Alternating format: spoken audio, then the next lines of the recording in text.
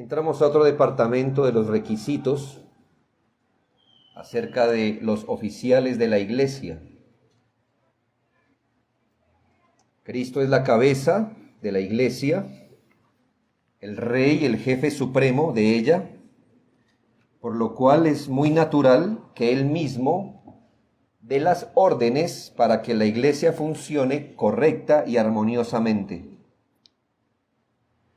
Eso precisamente es lo que vemos en las epístolas pastorales, como Tito y Timoteo. Vemos al rey de la iglesia dando sus edictos reales. Es decir, no está aconsejando a una iglesia para que ella se organice de la mejor manera que pueda, sino que está dando órdenes específicas acerca de quiénes son los individuos que deben ser los oficiales de una iglesia.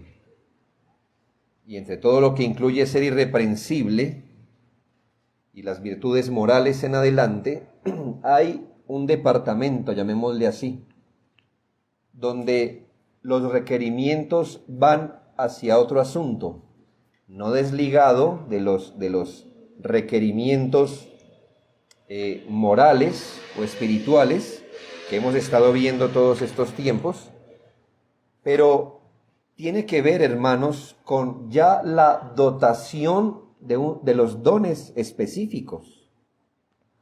Si usted nota, hemos invertido mucho tiempo hablando de las cualificaciones morales, de lo que corresponde al carácter cristiano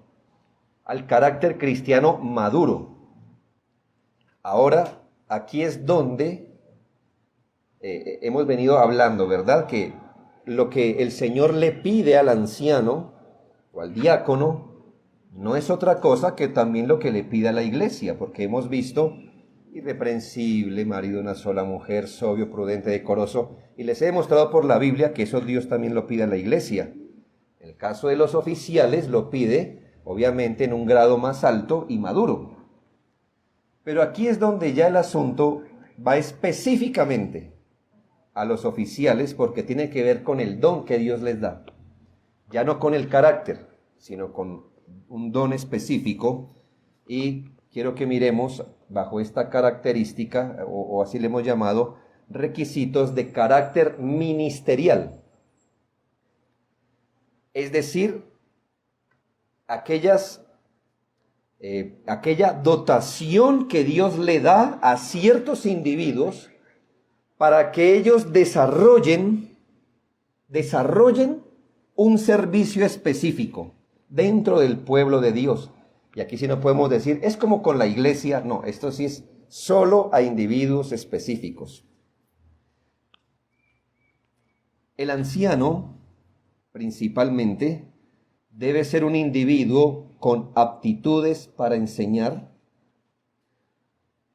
retenedor de la palabra fiel tal como ha sido enseñada, esforzado en la gracia que es en Cristo Jesús, dispuesto a sufrir penalidades, y en el caso de los diáconos específicamente, irreprensible en su servicio a Dios. Todas estas son aptitudes ministeriales, es decir, con la que Dios dotará a los individuos, no solo en su carácter, sino en esa dotación que ellos necesitan para cumplir lo que Dios les ha ordenado. Hoy vamos a ver una, y en la próxima predicación veremos las siguientes. Me parece, según entiendo el texto, esta aptitud para enseñar es central. Lo demás está como alrededor de ese requerimiento. Así que entremos como el primer requisito de carácter ministerial, el ser apto para enseñar. Y esto, hermanos, como le digo, es diferente porque al pueblo de Dios en general no se le exige que sea apto para enseñar. Sí, por ejemplo, que tenga familias ordenadas, que sean sobrios, prudentes, y eso compartimos, ¿verdad? De carácter. Pero en esto, hermanos, sí es una dotación que Dios le da a los individuos que ha llamado al ministerio de la palabra. Y en esto, hermanos, nuevamente tenemos que sujetarnos a la Biblia y dejar que la misma Biblia nos diga qué es esto de ser apto para enseñar. ¿Por qué le digo esto? Porque cuando escuchamos este requisito, apto para enseñar, lo que normalmente se nos viene a la mente, solo por escuchar esta palabra, así nomás, es que los pastores o los aspirantes al ministerio o los maestros de una congregación deben tener capacidades intelectuales y de oratoria. Bueno, imagino que sabe qué es oratoria, ¿no? Como la capacidad de saberse expresar en público. Que sean inteligentes, que tengan mucho conocimiento, que tengan muchos libros, que haya leído mucho y lo sigan haciendo, y que además sean buenos para expresarse en público. Es más, cuando alguien comenta que está estudiando en un seminario, de inmediato le dicen, está estudiando para ser pastor. En nuestra mentalidad superficial, apto para enseñar, tipo inteligente, teólogo, habla con cartón, y que sea buen orador. Hermanos, como todo es media verdad. O sea, sí y no. Más no que sí. Las personas relacionan conocimiento teológico y bíblico o bíblico con ser pastor. Y obviamente que un pastor debe tener conocimiento teológico.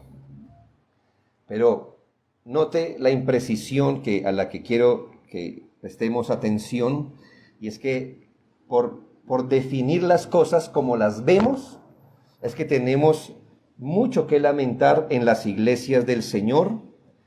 Una falta de entendimiento bíblico ha traído terribles consecuencias a las iglesias.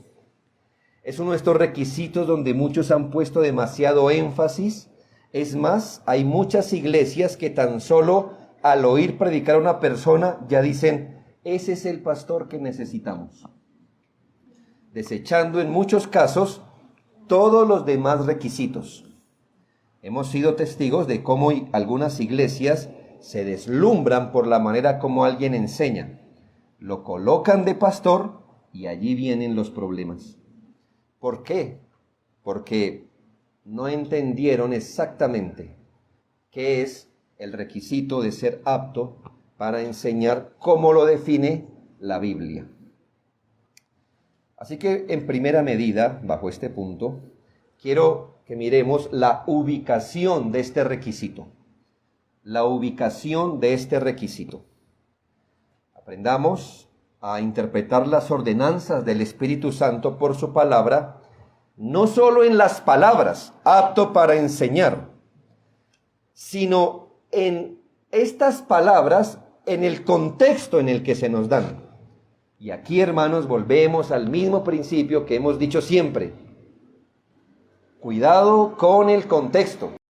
Cuidado con el contexto. Las escrituras son dadas en un contexto específico. Note, por favor, que el requisito de ser apto para enseñar está en el contexto de los rasgos de un carácter maduro. Apto para enseñar no es un requerimiento que sale por allá, sino que en medio de los requerimientos, sobrio, prudente, decoroso, apto para enseñar, y más y más y más requisitos. Lo que se nos dice, o lo que nos dice más bien, que este requisito nunca debe ser visto de forma aislada al carácter de una persona. Por favor, hermano. Se lo digo porque nuestra iglesia hace un tiempo cogió de esto. Una persona empezó a mostrar, para mi juicio no, pero para algunos sí, cierta habilidad para hablar. Para mí, palabrería. Pero para algunos hermanos, mire cómo entiende la Biblia. Mire cómo entiende la Biblia. Y le prestaron sus oídos. ¿Cómo entiende la Biblia? Eso pasa por no someter todo a la Escritura. Porque el requisito de apto para enseñar se levanta en medio de un carácter piadoso si es que Dios está dando un don. No aparte del carácter, sino en medio del carácter piadoso. Y entonces usted puede ver una persona, entre comillas, apta para enseñar, pero su carácter es distinto. Y entonces, ¿cómo debería razonar la iglesia? Oh, apto para enseñar. No. Porque cuando tenemos una persona que aparentemente es apta para enseñar, pero cuyo carácter no es el bíblico, esté seguro que eso no es lo que da el Espíritu. El Espíritu, cuando da un don a la iglesia, levanta en medio de un carácter piadoso la aptitud para enseñar. No es un requisito aislado del carácter, como un departamento aparte, sino uno que está entrelazado en los rasgos de carácter piadoso. Considere que puede haber individuos que tengan un elevado carácter maduro y sean buenos cristianos. Tienen carácter. Eso no significa que sean llamados al ministerio. Hay, y Dios quiera que siempre haya en la iglesia individuos de un carácter cristiano elevado. Usted no puede decir, como tiene un carácter elevado, significa que Dios lo está llamando. Usted puede y debe tener un carácter elevado, aun cuando Dios no lo llame al ministerio. Pero le pongo lo que a veces es común en unas iglesias. Tampoco podemos afirmar que para ser pastor o maestro, lo más importante es saber enseñar. No. Ese solo hace parte de lo que es importante. Pero no debería ser lo más, porque está en el conjunto de unas aptitudes. Quien sea llamado al ministerio verá que entre todos los rasgos de su carácter se va a levantar una flor que se llama la aptitud para enseñar. Este es un maestro competente en el ámbito de un corazón piadoso. Su cabeza no es distinto a su corazón. Es decir, su conocimiento y su piedad van avanzando también. Y ahí es donde las iglesias hierran. Si hay capacidad para enseñar y no hay carácter maduro, entonces la iglesia se da cuenta que ese es un individuo que no ha sido llamado al ministerio o no por ahora. Le repito de nuevo, para que no tropiece en la misma piedra. Bueno, hermano, présteme atención, sobre todo si usted sabe que tropezó ahí. Si aparentemente hay capacidad para enseñar y no hay carácter maduro, entonces la iglesia se da cuenta que ese individuo no ha sido llamado al ministerio. O no por ahora. No por ahora, ¿hasta cuándo? Hasta que su carácter nos diga otra cosa. Hasta que su carácter. Lo que pasa, hermanos, es que estas son irregularidades que pasan. Uy, ¿sí ha visto cómo el hermano? Sí, ve todos los libros que tiene. Se la pasa leyendo. Sí, mire cómo habla. No tiene a su esposa en sujeción, no tiene a sus hijos en sujeción. Mire, bla, bla, bla.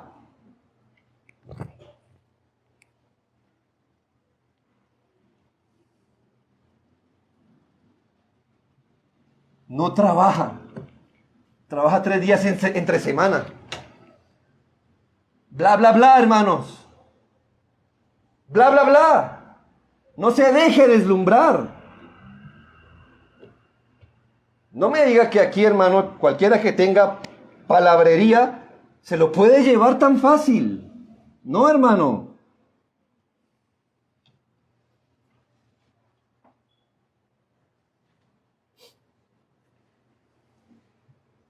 Mire lo que afirma Romanos 2:19 al 24. Romanos 2:19 al 24. Claro, yo entiendo que el contexto de esto es distinto, pero bien nos sirve como principio. Escuche las palabras. Pablo hablándoles a los judíos: y confías en que eres guía de los ciegos, luz de los que están en tinieblas, instructor de los indoctos, maestro de niños. O sea, mire el cartón lo que dice, hermano. Mire el cartón, la presentación. No es que cualquier pastor al lado de esto se siente chiquito, ¿verdad? guía de ciegos, luz de los que están en tinieblas, instructor de los indoctos, maestro de niños, que tienes en la ley la forma del conocimiento y la verdad. Pero note, tú pues que enseñas a otro, ¿no te enseñas a ti mismo? Tú que predicas que no se ha de hurtar, hurtas. Tú que dices que no se ha de adulterar, adulteras. Tú que abominas de los ídolos, cometes sacrilegio. Tú que te jactas de la ley, con infracción de la ley deshonras a Dios. Porque como está escrito, el nombre de Dios es blasfemado entre los gentiles por causa de vosotros. Mi pregunta es, aquel individuo descrito, supongamos que es una persona, no un grupo, no una etnia como lo está haciendo de los judíos, pero supongamos que es una persona, ¿en qué falló este individuo? Si usted leyó bien, ¿en qué falló? ¿En su conocimiento? ¿En su destreza? ¿En su aptitud para enseñar? No, hermanos. En su vida. En su vida. Y aquí Pablo no dice, bueno, al menos son buenos predicando. No, no. Antes lo que provocan es blasfemia para con otros. No hay que asombrarse que en la vida cristiana encontremos individuos, y no se asombre, con habilidades para enseñar cuyo carácter sea inmaduro. No le parezca extraño y ya no briegue con eso. Pero es que parece. Ya no me venga con eso ya, porque le estoy explicando, ¿me hago entender? No se le haga extraño que en la vida cristiana usted se encuentre con personas con aparentes habilidades de enseñar, cuyo carácter es inmaduro o contradictorio de las enseñanzas bíblicas. Es exactamente el mismo ejemplo que vemos en Marcos capítulo 1, 21 y 22. Y dice, y entraron en Capernaum, y los días de reposo, entrando en la sinagoga, enseñaba, aquí Jesucristo, y se admiraban de su doctrina, porque les enseñaba como quien tiene autoridad y no como los escribas. Vea, había sin duda muchas diferencias entre la enseñanza del Señor Jesús y la de los fariseos y escribas. Pero la que se resalta aquí, ¿cuál es la diferencia que se resalta aquí? Que el Señor, a diferencia de ellos, predicaba con autoridad. Y uno se pregunta de dónde derivaba el Señor la autoridad, obviamente del Padre, pero porque era obvio al pueblo que unos predicaban sin esa autoridad, pero este predicaba con autoridad, que era lo visible, lo que veía el pueblo. Hermanos, que el Señor vivía en toda pureza, en cambio todos sabían que los otros eran hipócritas. En Mateo 23, 1 al 3, el Señor no es lo ideal, pero eso era lo que había. Entonces habló Jesús a la gente y a sus discípulos diciendo, en la cátedra de Moisés se sientan los escribas, como en el asiento de dictar clase. Esa es la cátedra. En la cátedra de Moisés se sientan los escribas y los fariseos. Así que todo lo que os digan que guardéis, guardadlo y hacedlo, mas no hagáis conforme a sus obras, porque dicen y no hacen. Ahí está el punto. Pero existe otro peligro en solo fijarse. Le estoy diciendo cómo ubicar el don, ¿verdad? La aptitud para enseñar. Existe otro peligro en solo fijarse en la capacidad que un individuo tiene para enseñar. Y esta es más peligrosa, bueno, no sé si más, pero es otro colmillo peligroso que sale aquí. Y es que si no tenemos un individuo maduro en la fe, este individuo puede llegar a enseñar cosas malas con el mismo arte con que enseña lo verdadero, y generalmente el pueblo no se da cuenta. ¿No ve que es hábil con su lengua? Y así como es hábil, sin tener un carácter de piedad, así como es hábil para comunicar cosas que son verdaderas, también pueden llegar a comunicar cosas que son falsas. Y en general, lo que pasa en la mayoría de veces es que la iglesia no se da cuenta.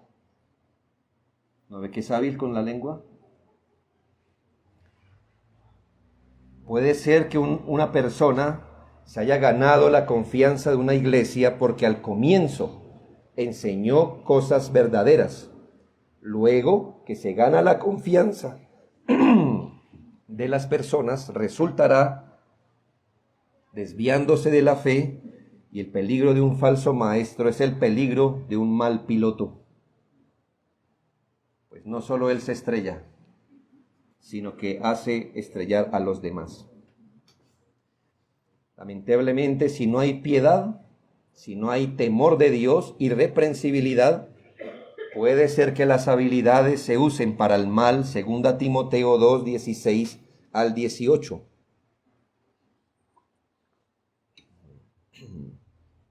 Segunda Timoteo 2, 16 al 18. Mas evita profanas y vanas palabrerías, porque conducirán más y más a la impiedad. Y su palabra, esas vanas palabrerías, y su palabra carcomerá como gangrena, de los cuales son Himeneo y Fileto, que se desviaron de la verdad, diciendo que la resurrección ya se efectuó, y trastornan la fe de algunos. ¿Nota, hermanos, que es un peligro real? La falsa enseñanza se asemeja a la manera como la gangrena corroe, y es poco a poco, desde los extremos hacia el centro, y el resultado es que llegan a trastornar la fe de otros. Entonces, preliminarmente hablando, ¿cómo podríamos distinguir a una persona que no cumpla este requisito según Dios, que hace diferente a un maestro verdadero a uno falso?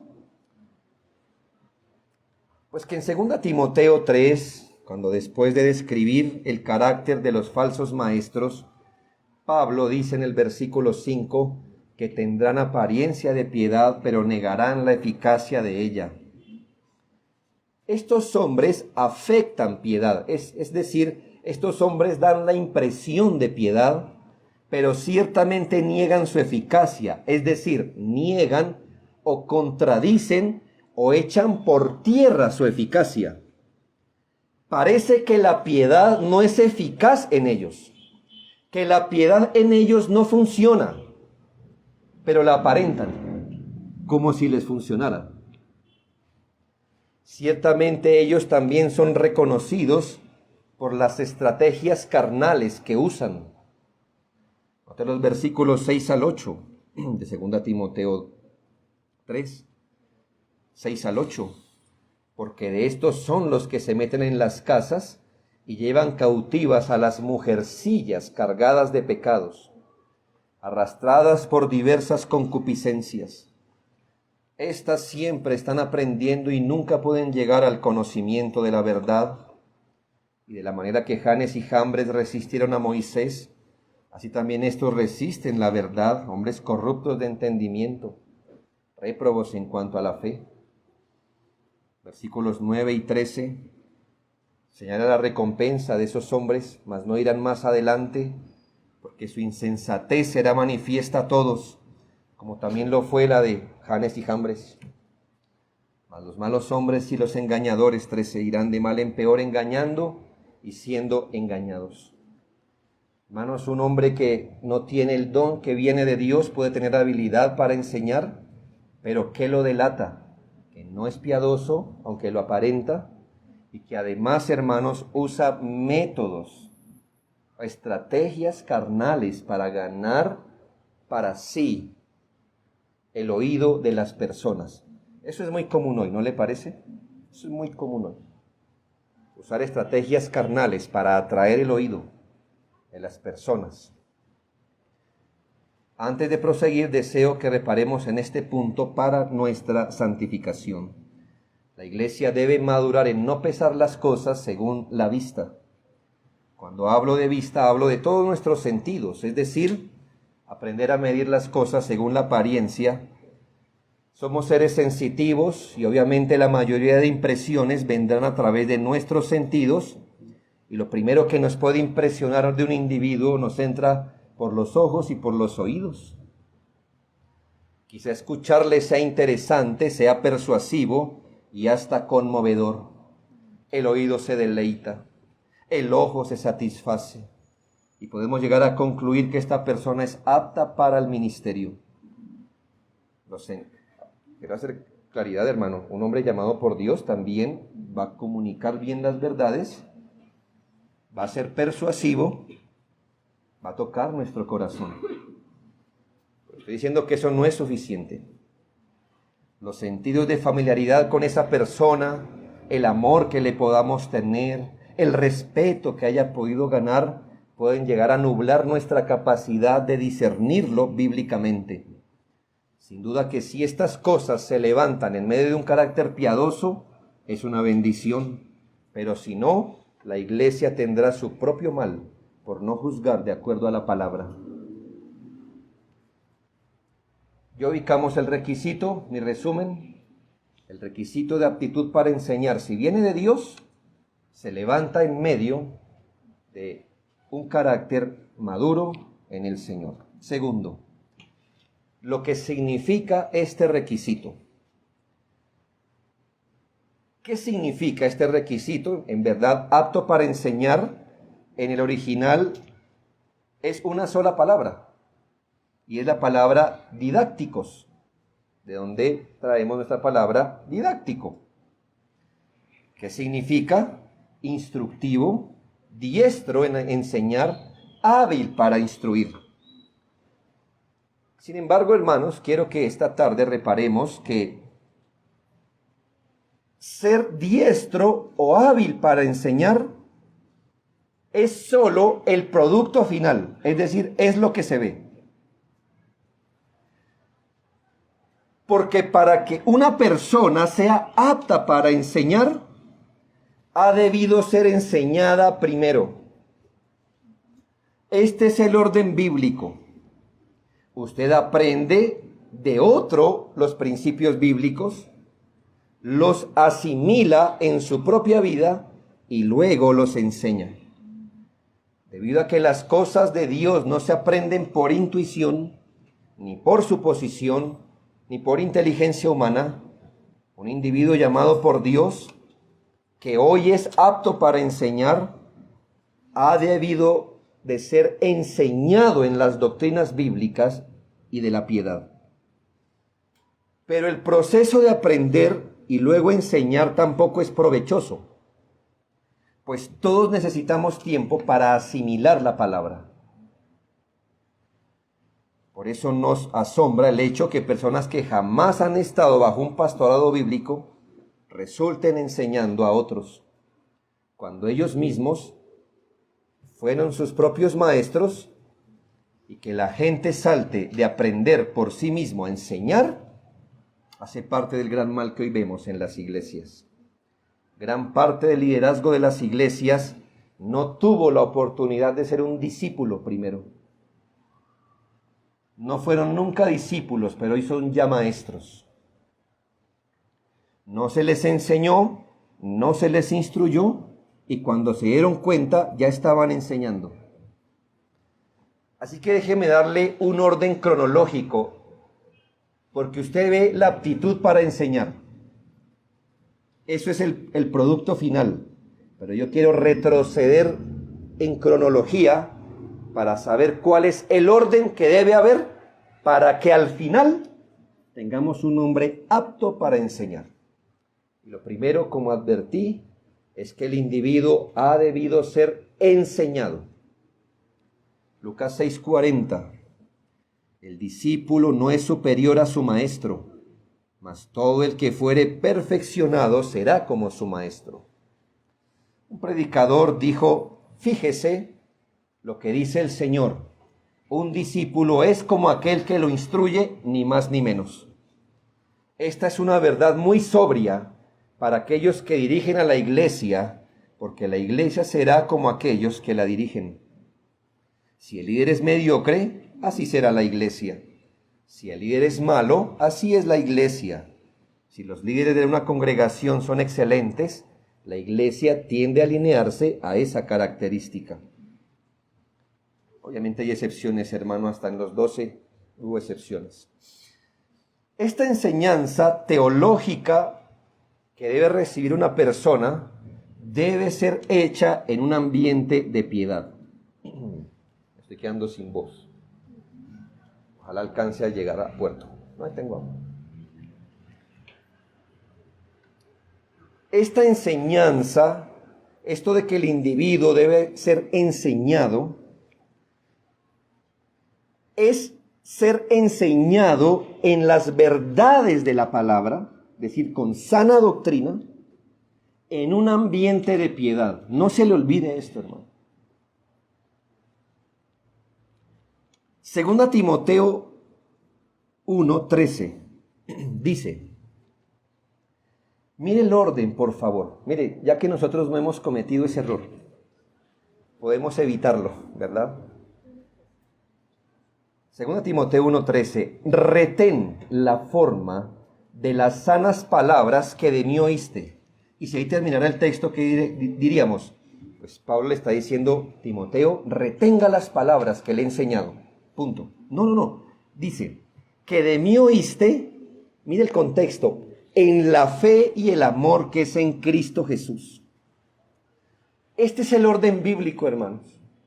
Que en una iglesia se enseñe a los hombres, digo a los hombres porque los tengo en perspectiva del ministerio, ¿no? Pero a todos, pero que en una iglesia se le enseña a los hombres las verdades de la palabra, la teología de la escritura, pero en un ambiente de piedad. Eso hace una iglesia local bíblica.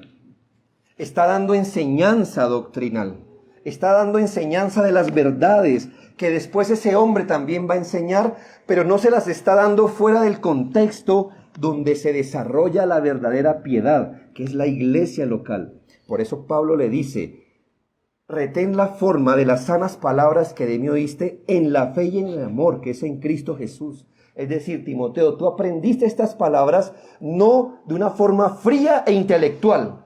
Tú las aprendiste en el contexto de tu fe en el Señor y de tu amor en el Señor. Esto es doctrina, aprender doctrina en un ambiente piadoso, no en un ambiente intelectualista, frío, activista, sino donde se le estimula a uno la fe y el amor en Jesucristo. Esto no se hace jamás en un seminario, ni en una universidad. Traigan un cartón y ¿sabe qué le sirve ese cartón? Sí, para la pared. Saque pecho si quiere. Pero ¿cómo usted aprende a ser un siervo de Dios que mañana va a ministrar al pueblo de Dios? Aprendiendo de otros la doctrina bíblica en el ambiente donde se puede estimular la piedad. La piedad. Yo he hablado con seminaristas, yo fui uno, ex seminaristas. Una persona me decía de un seminario en Colombia, reformado, usted no sabe la mundanalidad que hay en este seminario. Los estudiantes para estudiar para su próximo examen, escuchando música del mundo. Así estudian. Para su examen de teología mañana. Se ven el reality, luego abren el libro para el examen de mañana. Entonces no se me hace que el neocalvinismo esté triunfando.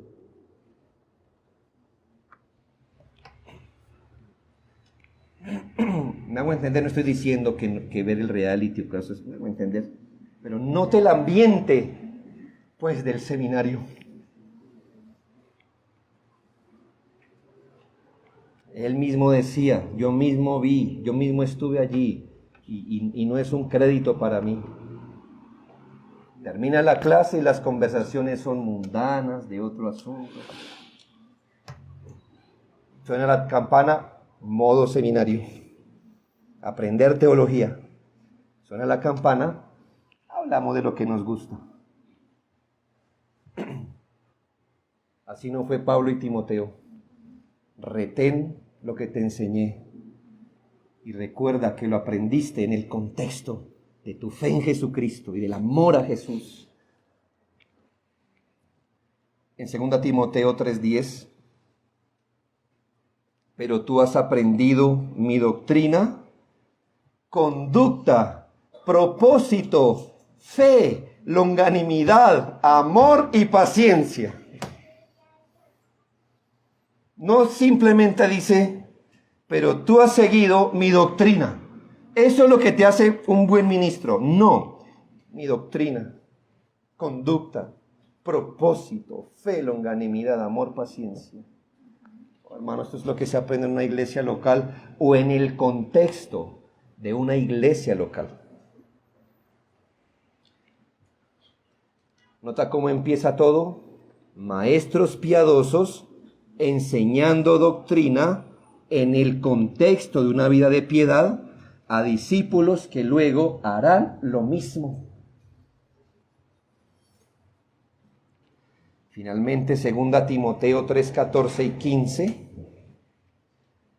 después de hablarle de los falsos maestros, le dice, pero persiste tú en lo que has aprendido y te persuadiste, sabiendo de quién has aprendido, y que desde la niñez has sabido las sagradas escrituras, las cuales te pueden hacer sabio para la salvación por la fe que es en Cristo.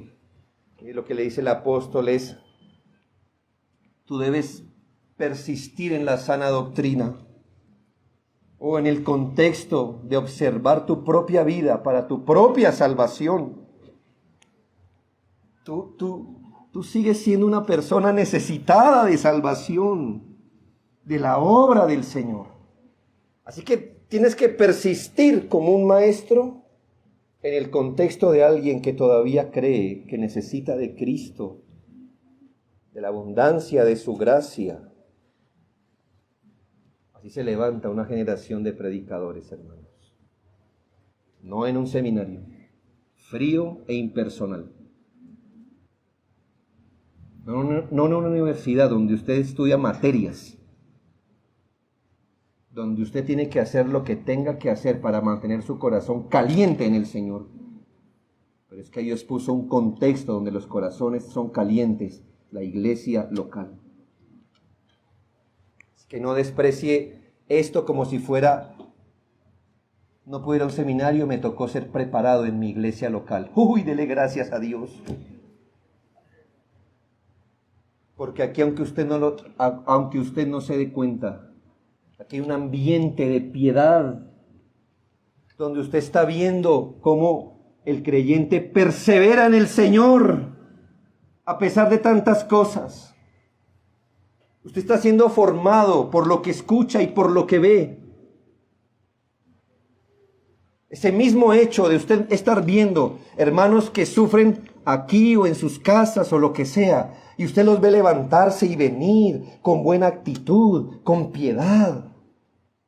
Eso es formativo, hermanos, formativo para el carácter de un creyente, de un maestro, de quien será maestro. Segundo, el orden, ¿verdad? Primero es enseñado. Segundo, asimila personalmente las enseñanzas. No encontré otra palabra. Asimilar es muy difícil de definir, ¿verdad? Asimilar. Es complicado, ¿verdad? Pero usted me entiende. Es decir, tomar la palabra del Señor y rumiarla, sacarle el jugo y hacer que eso se involucre en su sistema, ¿verdad? Mire que yo no me acuerdo, no sabía, pero a mi sobrinita el doctor le dijo, mire, por un tiempo no le dé más papaya, porque estaba tomando el color de la papaya. El sistema de un bebé es muy fácil, muy obvio, ¿verdad? Así que rápidamente estaba tomando el color. Eso es asimilar la papaya. ¿Sí ve? Entró a su organismo. y su organismo lo empezó a procesar y a distribuir hasta en la piel. Me imagino que si usted la olía, alguno de la papaya tendrá, ¿verdad? Eso pasa algunas veces. Eso pasa. Sí, cuando hay personas con ciertas irregularidades, usted huele y huele a fruta. Cuando le pase eso, asústese. Pero no es nuestra lección de hoy, ¿verdad? Eso es asimilar. Entonces, entienda, yo no dije aprender. Dije asimilar.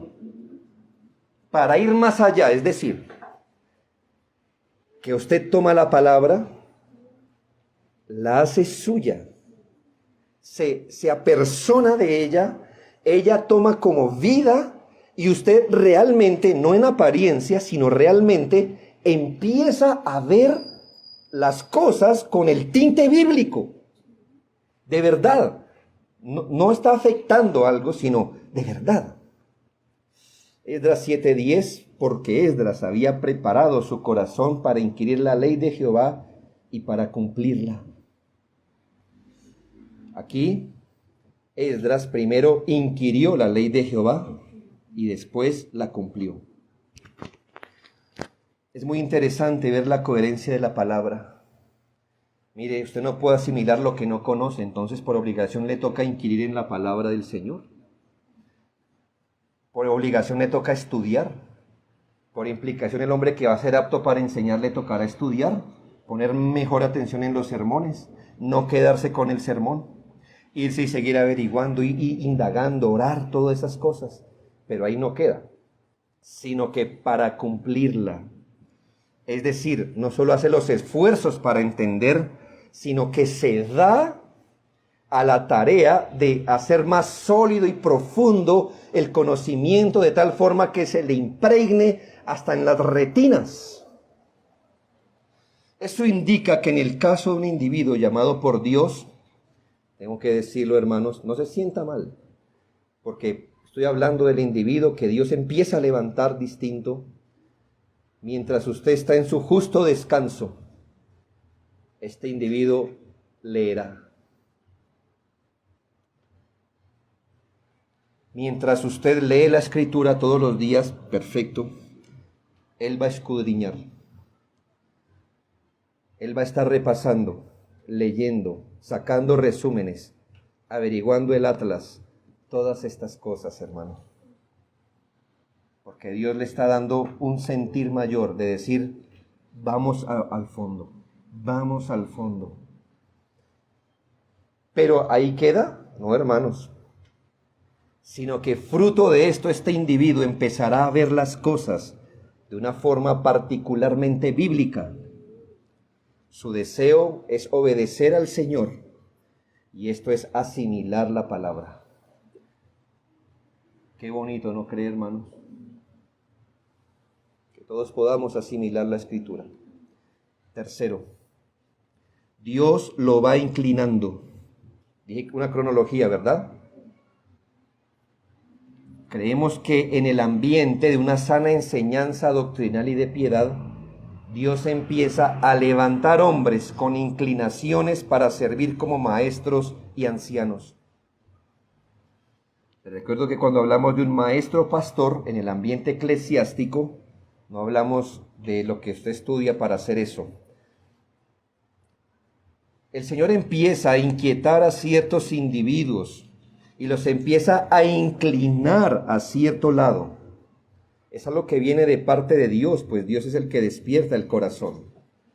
Eso quiere decir que enseñar es una capacidad que Dios da a su iglesia, a algunos hombres, como lo dice Efesios 4, 8 al 11. Dios da ese regalo a ciertos individuos. Y hay algo que el Señor empieza a hacer al nivel de la conciencia de ellos. Y es que este individuo, en la medida que va aprendiendo, indagando, inquiriendo, asimilando, Dios le empieza a dar inquietud en su corazón y lo empieza a inclinar en ese sentido. Quizás se le permita mostrar lo que Dios le ha dado. Eso es necesario.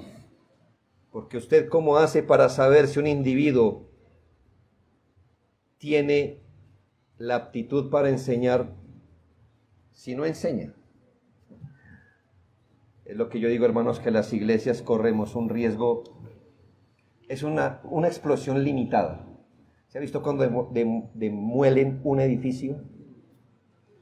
Una explosión dura, pero es controlado. Las iglesias, hermanos, sí o sí, cuando queremos ver la aptitud para enseñar, nos toca hacer un riesgo controlado, no es controlado. Porque, hermanos, ¿cómo sabemos si Dios ha capacitado a un hombre, además de su piedad? El hombre que ha identificado un deseo de servir a Dios, es necesario que madure en estas cualificaciones. 4. Recibe el encargo de enseñar. Por último, el mismo ejemplo de Esdras nos sirve. Dice Esdras 7:10, porque Esdras había preparado su corazón para inquirir la ley de Jehová y para cumplirla y para enseñar en Israel sus estatutos y decretos. Note que él no saltó de inquirir a enseñar. Dice inquirir, cumplir y enseñar. ¿Ya? Inquirir, cumplir y enseñar. No inquirir y enseñar. Enseñar fue el final del proceso. En palabras del Nuevo Testamento, 2 Timoteo 2:2, qué hermoso texto. No sé si se alcanza a contar cuántas generaciones están aquí involucradas. Cuéntelas, por favor. Lo que has oído de mí ante muchos testigos, esto encarga a hombres fieles que sean idóneos para enseñar también a otros. Bien, ¿cuántas vio? ¿Cuántas eran? 4. ¿Cuál fue la primera? ¿Perdón? ¿Quién es el primero? No. Timoteo, lo que has oído de mí ante muchos testigos, esto encarga a hombres fieles. ¿El primero quién es? No, hermanos, Pablo no aprendió solito. Muy bien, el que enseñó a Pablo. Claro, no lo dice, ¿verdad? Pero si somos consecuentes, Pablo no amaneció un día diciendo, uy, ya lo sé. No, hermanos, él también debió ser enseñado. Está el que enseñó a Pablo, está Pablo, quien le dice a Timoteo, ya vamos 3, ¿no? Timoteo, toma y enséñale a hombres idóneos para que estos enseñen a otros. ¿Sí ve el ministerio de la palabra en la iglesia? ¿Cómo pasa, hermanos? Pasa de unos hombres fieles a otros hombres fieles, y estos hombres fieles a otros hombres fieles, y estos a otros. Si este texto se implicara, se acabarían los seminarios. Si los que proclamamos sola escritura lo creyéramos, este texto enterraría a cada seminario e institución paraeclesial que dice preparar ministros. Porque entonces, ¿quién lo haría? La iglesia local. La iglesia local. Un hombre así, que ha oído, que ha asimilado, tendrá que ser reconocido luego por una iglesia local. Cuando una iglesia bíblica recomienda a alguien para el ministerio, no lo hace para ver si este hermano agarra seriedad, ¿no? Es porque ha visto que es un discípulo y un aprendiz fiel. Se le ve el esfuerzo en llevarlo a la práctica y además tiene aptitudes para enseñar. En esto uno puede crecer, hermanos. Es decir, que no piense que a quien Dios levanta tendrá eso en su máxima expresión, pero al menos lo verá usted en esa orientación, porque en esto seguimos creciendo aún los que ya estamos en el ministerio. 1 Timoteo 4:14, no descuides el don que hay en ti, que te fue dado mediante profecía con la imposición de manos del presbiterio. Y así es como estos individuos son encargados. Déjeme aclarar algo allí. Usted en su teléfono tiene la confesión de fe. En el capítulo 26, en el párrafo 11, dice algo interesante, es esclarecedor. Aunque sea, dice 26:11, aunque sea la responsabilidad de los obispos o pastores de las iglesias, según su oficio, estar constantemente dedicados a la predicación de la palabra, la obra de predicar la palabra no está tan particularmente limitada a ellos, sino que otros también dotados y calificados por el Espíritu Santo para ello, y aprobados y llamados por la iglesia, pueden y deben desempeñarla. Aquí derivamos que los varones llamados a este ministerio deben ser dotados y cualificados, dotados de dones, cualificados de carácter. Además, la confesión nos dice que estas personas deben ser aprobadas por la iglesia, lo que asume que hay una manera de poderlos probar para luego aprobarlos o no. Y por último, la iglesia debe reconocerlos. Y este es el proceso, hermanos, en el que estamos y por el que oramos. Es decir, estamos en la mitad de este asunto. Estamos en una gran obra, ¿no le parece, hermano? ¿Cuánto del Espíritu necesitamos en la iglesia? Déjeme terminar así. Quiero que aprecie cuánto bien le hace la madurez espiritual a la iglesia. Lamentablemente en muchas iglesias se ha aplicado el dicho popular y no la Biblia. El dicho popular dice que en tierra de ciegos el tuerto es rey. Me parece que ese ha sido el parámetro para reconocer líderes o maestros en las iglesias. Es decir, vamos, aquí estamos todos ciegos. ¿Quién más o menos ve? Yo. Sé nuestro maestro. Pues es mejor tuerto que ciego como estamos todos. Oh, no, nunca es mejor tuerto que ciego. Es mejor ver que ser ciego.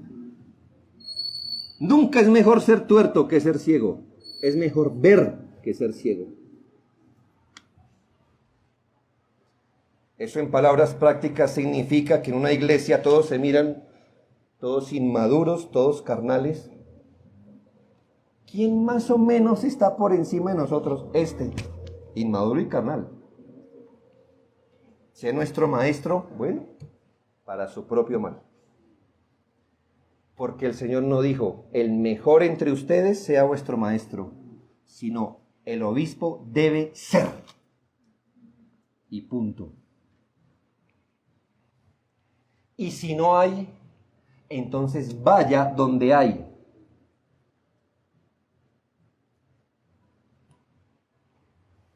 Eso le cambia a usted la perspectiva de lo que es una iglesia local, no necesariamente la que esté más cerca a su casa,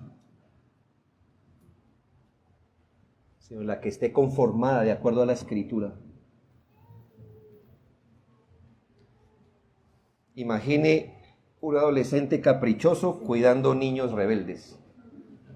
Eso nos dice mucho de cómo se organizan muchas iglesias.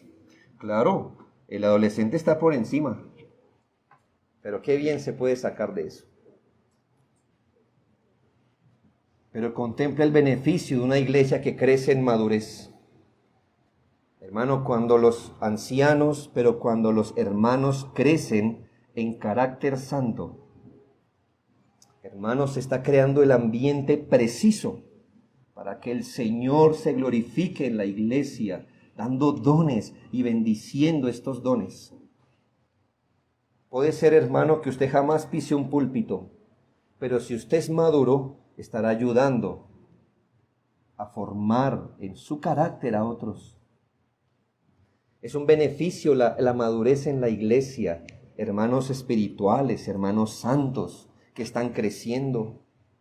Oh, hermanos, cuando ustedes crecen más, me obligan a crecer más. Porque es que sus sensores se vuelven mejores, ¿no ve? Porque es que su discernimiento se vuelve mejor. Yo no puedo estar por debajo de la piedad. Así que cuando usted dice, oh hermano, yo oro todos los días y yo he sido negligente esta semana, yo digo, no puede ser que mi hermano esté haciendo más que yo soy dedicado a esto y su piedad me desafía a mí todavía. Pero imagínese que entre los dos empecemos a hablar de los meses que llevamos de no orar. Que al menos yo oro una vez, entonces yo por eso soy líder, porque oro una vez al mes, a diferencia de usted que no ora. No, no puede ser. En muchas iglesias se ha dejado el estudio doctrinal solo al pastor. Usted también debe hacerlo. En las iglesias se le ha dejado la piedad solo al pastor, porque él debe ser piadoso, pero usted también. Cuánto bien le hace la madurez espiritual a una iglesia. Ahora, como siempre termino, ore, por favor, por una iglesia madura, por líderes maduros, porque ellos tengan un mayor y mejor conocimiento de la Escritura y que la puedan asimilar y que la puedan enseñar con habilidad. La Biblia dice que muchos no reciben porque no piden. Y yo le pregunto, hermano, no me responda así o así, no me interesa, pero le pregunto, ¿cuántas veces usted ha orado en su aposento, Señor, quiero que nuestro pastor y nuestros maestros sean hombres a los que tú visites de lo alto con más entendimiento? Señor, dales entendimiento en las doctrinas bíblicas. Dales, por favor, más luz cuando ellos hagan su devocional, cuando ellos lean un libro. Te pido, Señor, que tu espíritu corra su ignorancia y des más sabiduría a ese hombre. Permítele, Señor, tomar esta escritura y hacer que él la asimile para él mismo, para que la fragancia de Jesucristo esté en él. Ayúdalo para que cuando se pare en el púlpito, él honre tu palabra y escuchemos tu palabra y él se vele detrás de tu palabra y escuchemos solo tu voz a través de ese hombre. ¿Sabe qué es lo más fácil de hacer de un ministro, un maestro? Criticarlo.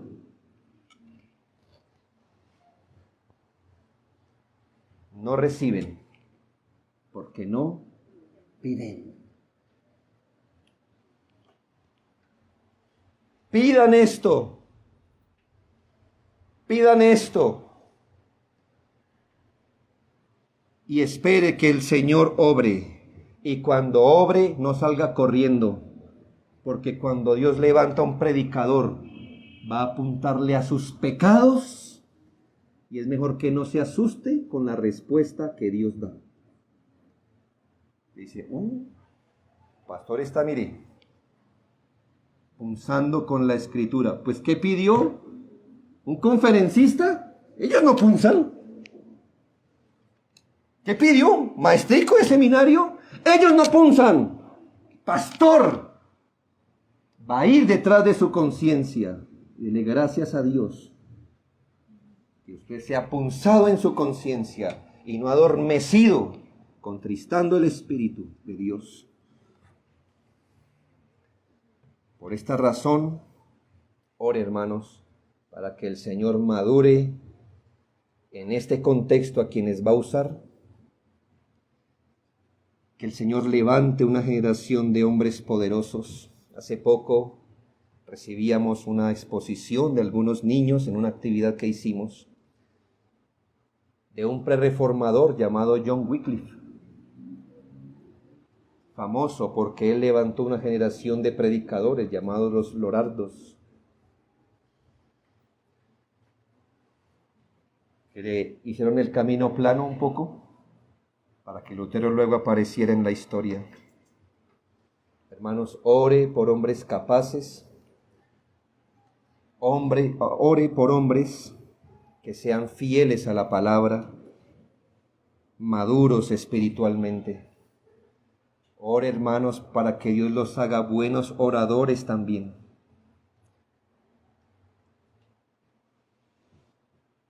Ore por la generación que viene. Hermanos, tenemos carga en el Señor. Es más común escuchar, hermanos, que a medida que las iglesias van avanzando, con el tiempo se van petrificando o desviando. Ore por esto, para que el Señor levante una generación de hombres, para que cuando usted y yo envejezcamos, ellos pastoreen a sus hijos y a sus nietos. Ore, porque tenemos de cerca ejemplos donde una iglesia no hizo eso, no trabajó así, y el anciano se envejeció, el anciano se fue, y no hubo un pastor que se levantara entre ellos.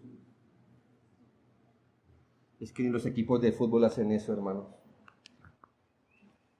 ¿Qué hacen los equipos de fútbol? Tienen una profesional y tienen algo que llaman una cantera.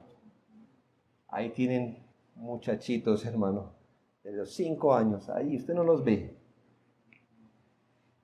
Ese equipo no está pensando en el hoy ni en el mañana. Deme 20 años, deme 20 años. Las iglesias deben pensar en el futuro, hermanos, no solo en el presente. Como yo les he dicho, no es para que se ponga a llorar tampoco, pero, hermanos, los ancianos no tenemos un llamado vitalicio. Cuando el Señor nos corta, nos corta. ¿Me hago entender? Nos corta. Y es mejor que una iglesia tenga los suficientes hombres piadosos, preparados e encargados con esta obra de predicar.